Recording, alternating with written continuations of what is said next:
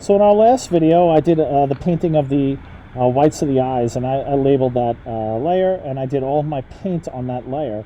To do that layer, I went to the eyeball shape, and I used my magic wand to select inside of that shape. And that video will outline again, if you have any sort of issues with that, how to get that done. Now what I want to do is I'm building up on layers. So my first layer here was my white of the eye. The next layer I'd like to work on will be the color part of the eye, which is called the iris. So I'm going to go ahead and select the iris layer. And you'll know it's selected because it'll be blue. I'm going to go ahead and grab my magic wand tool and click inside of it. And that should select just that circle. Now I realized when we made this that some of that circle would be sticking out over your eyeball. That is fine. That's something we can erase and get rid of later. Right now, really, all I want is I just want a nice circle to work with. So we want to keep that in mind. So now I want to create a new layer for the iris painting. I'm going to go over here where I have my whites of the eyes. I'm going to select that layer. I'm just lagging a little bit here. My whites of the eyes, there we go. Just confirming it. And I'm going to create a new layer over top of that one. We want to make sure the layer is above that layer. We'll reorganize this stuff in a little bit. You obviously know the shape layers because the shape layers have these little squares in them. So regular layer, I'm going to call this one iris. I'll put pink just to be sure. You can name them what you want, but I think it's important to name them. I'm going to take a look now at my picture, and I'm going to look at the iris itself. Now there's a lot of little details and things like that, but really what I want to get in the beginning is the basic light and shadow of this. So I'm going to go get it set up with my brush. I'm going to start, in this case it looks like I've got a lot of light area over here. I think what I'm going to do is I'm going to work with a little bit of darkness at first, and then I'll add a little bit of light. So I'm just going to kind of define a little bit of the area by making my brush a little bit bigger. Let's say somewhere around 50 to 70 as far as my size. And then I'm going to make my hardness very low. I like to paint, especially this stuff, with a soft brush. Let's keep that around 10%. I'm going to start with a really low opacity since we're talking about black here. So we're going to go really, really low opacity, and that'll be, I guess, let's do something around 25% or so. And the flow, what I like to do is I like to keep the flow lower than my opacity. That really kind of keeps it to a very light sort of work. It's not a rule or any sort, but it's the way I like to work. So whatever you tend to put your opacity on, I would make my flow a little bit less than that. Let's take a look what this looks like. Okay, you can see it's very softly coming out of there. And what I'm going to do is I'm going to start, I see like around the ring of this iris, it is a little bit darker. So what I'm going to do is I'm going to start by just trying to add a little bit of that darkness. And one of the things that I will tell you guys is that if you guys are at home and you have a stylus, you might find working on the stylus on your touch screen a lot easier than working on the trackpad like I am. So that's always another option that you have. So, use the tools that you have out there. I know a lot of you do use styluses with your phone. I'm going to start with a little bit of that darker ring, and for me, keeping the brush at this very low level gives me a lot more control over the color that I'm getting out of my brush. So, it doesn't get too dark too fast, and that way I can really kind of take my time over here, and I think it just alleviates issues as far as like mistakes go. And a little more darkness along the top over here. And then what I want to do is I think I want to kind of up the size of my brush. I want to make it just a little bit bigger. And I can tell that the top part of this eye just has a little bit more darkness. So I'm going to go ahead a little bit in the middle and then just kind of bring a little bit over the sides. And I have this white reflection over here, this sort of highlight. Don't worry about that right now. We're going to add that later on. I'm going to show you how. We'll put that on top of this on a separate layer. But right now what we're really just working on is just the basic light and shadows. And there's some darker gray in here, so I'm going to click right in the center. I'm not making the pupil right now, but what I am doing is trying to make it a little bit darker in the center. So I'm just trying to go by the little bit of light and shadow and stuff that we see over here in my particular picture. And I think I'll just go just a little darker. And then I'll just go around the edge a little bit more just to make that edge part just a little bit richer. And you know what, you got to use your own judgment here. We are using a digital interface, but my goal here is that we learn a little bit how to paint almost with that digital interface. I see a couple areas I think I want to add just even more of a highlight. I want to make some of this just a little bit darker. And then I'm going to go ahead and I'll switch over to my white. Make my brush a little bit smaller. Let's see what I can do here. I'll just add a couple little light spots right in there. Now, one of the things that you might be looking at, and you might want to try to, sort of take this up a notch, is like, Mr. B, if I look at my eye, there's a lot of little fibers and little sort of like texture that goes into that eye.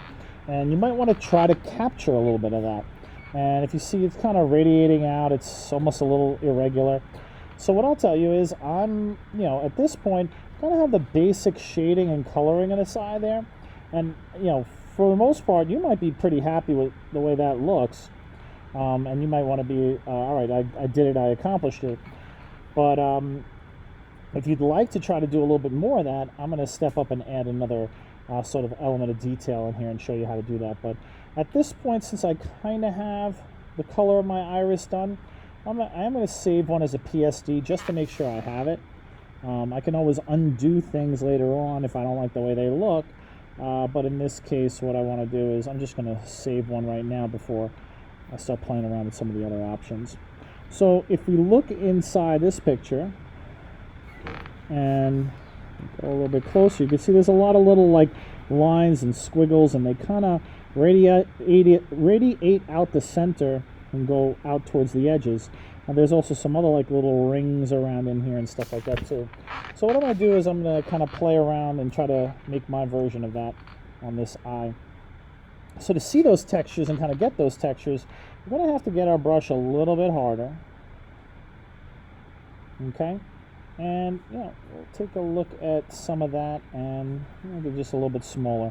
I'll start with some base ones at first.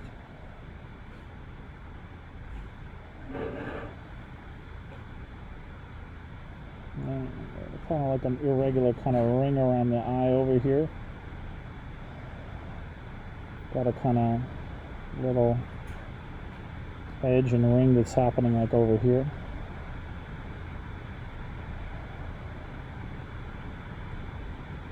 What I'm trying to do is just create a little bit of breaking up of the texture of the eye. And again, I like to keep everything at a very low level, like up here, like the opacity and flow, so that I have a little bit more control over it. I'm going to go ahead and make my brush even just a little bit harder and a little bit smaller. I'm going to go ahead and zoom in here.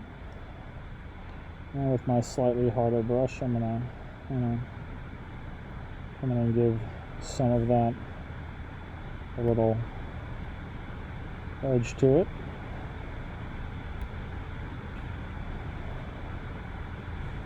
And kind of try to get a little bit of that effect of what you see down here, where you have like a little bit of sort of like rings going on. And I'll do a little bit of that up top over there. Alright, I think I've got a bunch of that. Now I want to kind of get some of this texture here, where we have a little bit of that stringy looking kind of fibrous texture. Well, let's start. What I'm going to do is I'm going to switch now back to black. I'm going to work with a even slightly smaller brush and slightly harder. And what I'm going to do is just see what a couple of these little lines are. You know what? I'm going to lower the hardness, and you'll see up top over here, there's a couple little options on the brush. I'm going to go down to the very end of that little option area, and this is the pressure control. For those of you who may be using a stylus, you'll find you know, a little bit of more control in there through this. So what I'm going to do is I'm going to kind of work out from the center, and I'm going to add some of these streaky lines going out towards the edges. And the best advice I can give you is try to keep them going out from the middle and towards the ends, and don't try to make them evenly spaced. Don't try to make them too perfect. Don't make them all the same length. A couple short ones, some long ones.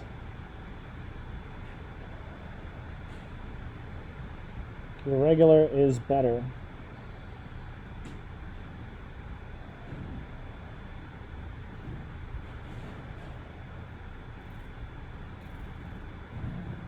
But you can all see how I'm making them go from the center out.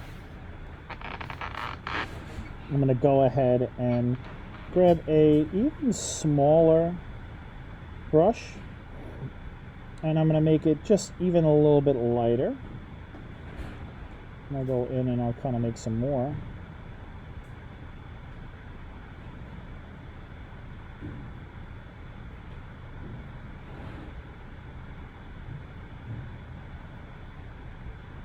I know it seemed like a lot of work, but in all honesty, if you're doing this, you're going to find that it doesn't really take that long to do.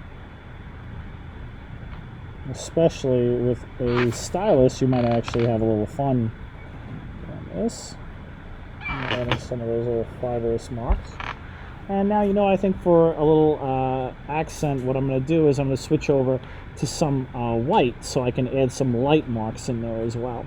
So I'm going to switch my brush in color over to, and then I'm going to make the white just a little bit brighter. And I'll go ahead with that smallish brush and create a few lines here and there.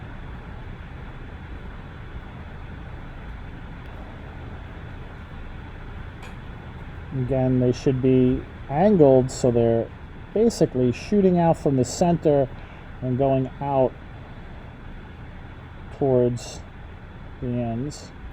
And at first, I'm sure you're like, well, that doesn't look too good at the beginning. But the more of those layers that you create, the more of those layers you kind of shoot out there, the more filled up that area is, and the more, I guess, the more better it starts to look. And I'm going to go ahead and I didn't like that last one, so I'm going to undo it.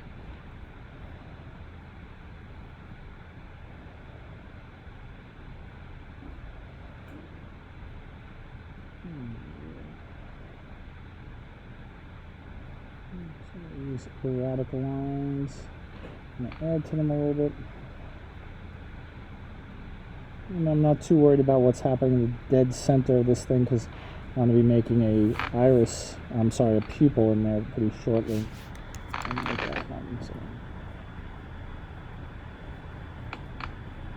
And I'll go ahead and, you know what, I'm going to just lower everything just one more time and just add just a few little more. And the more variety of thickness, lightness, and everything else that you add all just helps add to the texture and style of that. And again, as much as it is a little extra work, it does add a bit to the overall look of our eye. Well, I'm going to zoom out. I feel like the little bit that I did and what I have down there, I feel like that's pretty good. I feel like I'm pretty happy with that. So what I'm going to go ahead and do now, I'm going to do a little bit of a finishing touch on this iris. Now if I go to that layer, and this is one of the reasons why we put this layer on its own layer, I'm going to go ahead and show you that it's separate from the other part of the eye. I'm going to go ahead and hit Control and D for deselect. So I'm going to deselect this. Control and then tapping the letter D. When I tap the letter D, you could see that, I've deselected it. And you could see, I'm going to take that off, what a sharp edge this has. It's nice and kind of sharp and really, exactly on the edge of the circle that I made. If I look down at the real thing, you can see it's kind of like blurry and really kind of smudged out and really not that perfect. So how can I make mine a little bit more like that? Well, I'm going to go ahead, I can get rid of this little circle for the time being, and that was part of my shapes. So I'm going to click on that eyeball. And again, sorry, I've got a little bit of lag on my computer. And I'm going to make sure that I'm on the iris layer, that layer that I painted. And we're going to learn a new tool, and it's called the blur tool. Okay? And the blur tool looks like a teardrop. It can be right onto your toolbar. And what we could do is we could adjust this blur tool just like a brush. And what I'll tell you is number one, put the hardness of that tool down to 0. We don't want a hard edge blur. And the size doesn't, it's not hugely important. But I'm going to tell you again, between like 50 and 75, somewhere in there you want to find it. And we want to make sure we're on the layer for the iris. So I've got that set. The strength of the blur is how blurry it will get, how fast. We'll leave that at 50% right now. And I'm going to go ahead and just zoom in a little bit, just so you can see. So that's what my edge looks right now. And now I'm going to start running over it with the blur. And I'm just holding the button down and I'm sort of dragging it there. And you can see with just a little bit of time what that's done to the edge of the eyeball. It is literally blurring it and making it a little softer looking, making it a little bit more natural looking. I'm just going to go around that edge until it's all kinds of faded out. And you can see what the old edge looked like versus what the new edge looks like. And you can see a little bit of close-up of my painting. And I think that gives your iris a nice, pretty realistic look. I'm going to go ahead and do that.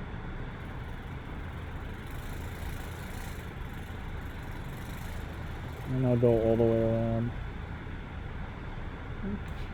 And I'll zoom out. And I think after that quick zoom out, you can already see, my eye is really starting to shape up a little bit over here. Really kind of coming together. I don't have to worry about cleaning this up right now just yet. I can leave it as is, but if you really want to do that, we can go back to that eyeball layer.